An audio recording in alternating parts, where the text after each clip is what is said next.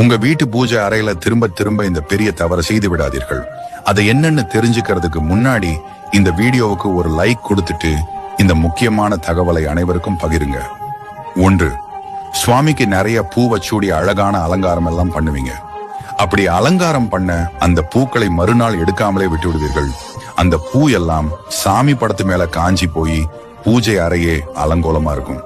அந்த மாதிரி பண்ணாதீங்க. அது உங்க வீட்டுல தரித்திரத்தையும் கஷ்டத்தையும் உண்டாக்கும். 2.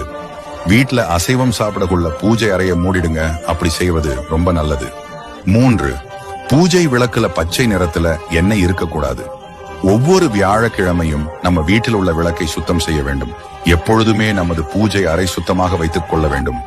இதுவே நம் வீட்டில் லட்சுமி கடாட்சத்தையும் செல்வத்தையும் வாரி வழங்கும்படியாகும். 4. எரிந்த தீக்குச்சிகளோ அதனுடைய குப்பைகளோ பூஜை அறையில் இருக்கக்கூடாது.